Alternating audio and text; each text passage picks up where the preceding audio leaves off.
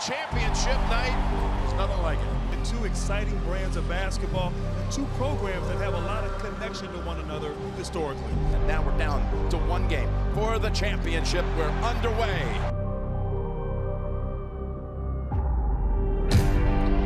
Nice play up. Oh, there you go. Rattle the rim with that one.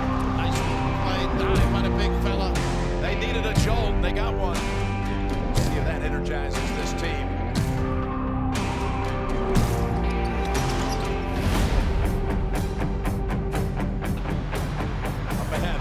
Charging toward Manick, who stood his ground, and they're going to call it on Manick, and the basket counts. He's going to drive on Harrison, lose it, and they got 2-on-1.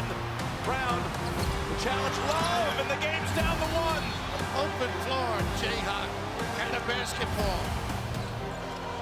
By Seal, drives it in, and the basket goes. Harris steals it, gives it up, Wilson, up and in. What a screen by McCormick. Martin shot. Oh! Woo, the little guy. McCormick misses the hook shot, but got it back. Wants it again. Wants it. Puts it up. Got it. Got to go up. Hannon trying to keep him away, and he hits another one. Two straight down the floor. Love's going to be the one to take it. Puts up the shot. It's off. The game is over. And Kansas completes the biggest championship comeback all time.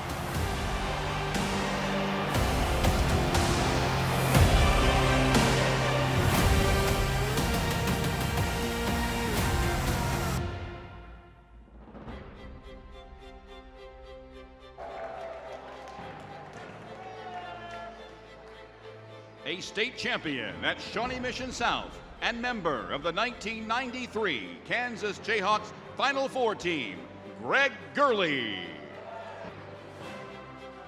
Thank you, thank you, thank you.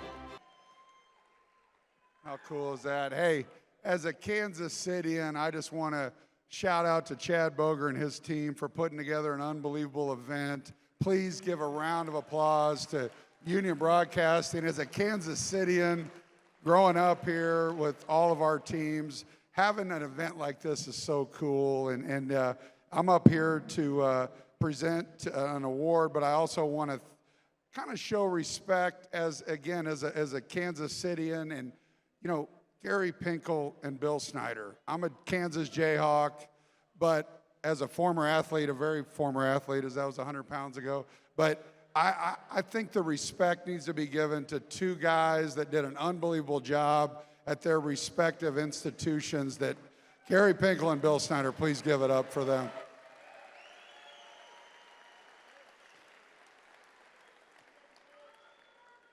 I'm extremely fortunate to work at the University of Kansas Athletic Department and broadcast the basketball games.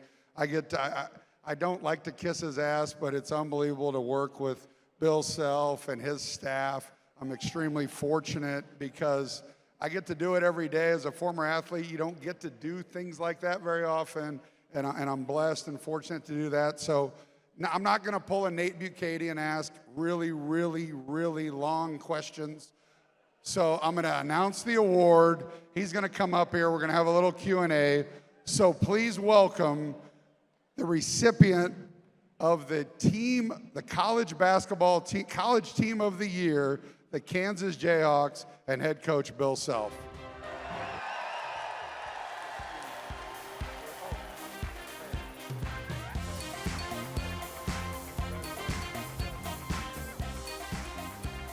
So I have to interview this cat like 100 times a year. He gets unbelievably sick of my questions because they're really not that interesting, but Or good. so earlier John McGraw and Nick Leckie were up here along with Stan Weber. Let's go through your schedule. They talked about Bill Snyder getting to the office about 5:30, 6 a.m., leaving around 11 p.m., maybe midnight. Take me through a typical work day. I pull in, your car's not there. Maybe get there at 10 a.m., call me at 11:30. You want to go to Jefferson's and have 2 dozen wings and maybe home by 4. Is that about accurate? Well, you asked me to tell my schedule, but you just did. So that's fairly accurate. Off season. During the season is different. We usually cut lunch down to an hour during the season. So let's talk about this season a little bit, and I might actually go back 2 years ago. So the COVID year, most people will say you had the best team in the country. Then COVID hit, our worlds got rocked. And then the next year, we had a good team, but we go to Indianapolis in the COVID attendance deal. We get beat by 31 points by USC. You had a very honest press conference and talked about a lot of things. Talk about that press conference and then where that team got to the next year. Well, actually, when we got beat by USC, they weren't 31 points better than us. 24, 25, something like that. And we knew we need to do a lot of things. We had to be more committed. We had to get more athletic. We had to become more skilled. We had to become tougher. And I thought the way we would do that was through recruiting. And lo and behold, the way we did it was through the players that lost by 31 to USC.